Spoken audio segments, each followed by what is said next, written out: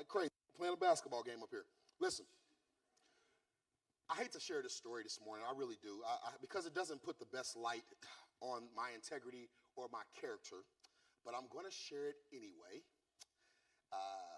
When I was growing up, I had a very bad attitude. I'd say I had an attitude problem. My mom, who is here, is making a face. But see, she wouldn't know because it happened when she wasn't there.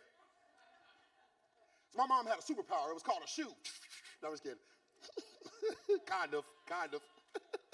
When my mom and dad wasn't in the room, I had an attitude problem. And this attitude problem would come out in spurts of anger when people did something against me. I'll never forget on one fateful day when I had this great attitude explosion, and one of my teachers grabbed me by the shoulders. And she didn't shake me, but she looked at me real intently, took her finger and wagged it at me. And she said something I probably shouldn't repeat because if you said it to a kid nowadays, you'd be in trouble. But I appreciate what she said to me because it changed the trajectory of how I would respond when I was in moments of anger. What she did is she grabbed me, pointed her finger in my face, and she said, if you don't quit, somebody gonna shoot you. Now, some of y'all would be very upset if somebody said that to your child. But that changed something in me because I knew she was speaking from a place of love. See, because I had relationship with this lady, I knew she cared for me. She only wanted the best for me. I took her words and it changed my approach and how I went forward because I didn't want nobody to shoot me from my attitude. I didn't want my own actions to cause me to experience a very heavy consequence that followed me for a long time. In this passage we just read, David is displaying an attitude.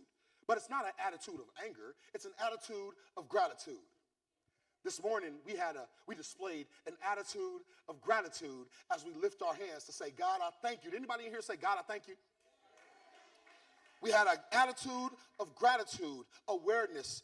And David, he had awareness and he had a spiritually driven intentionality in his life and time. As he's saying this prayer, see, what y'all don't know is this scripture here is kind of a sad reality. The sad reality is that David's about to die. In 1 Chronicles 29, it's not a happy time for David. David knows he's coming to his end. But even though he's coming to his end, he still had the wherewithal and the right attitude to position his son to be there to build the temple that he felt God had put on his heart to build.